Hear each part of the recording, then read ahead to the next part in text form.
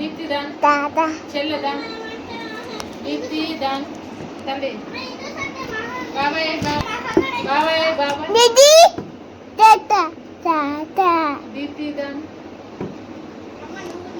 mummy బాబాయ్ దాన్ బాబాయ్ దాన్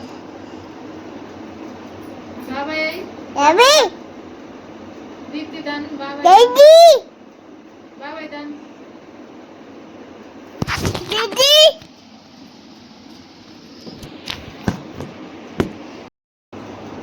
దీప్తి దాన్ దీది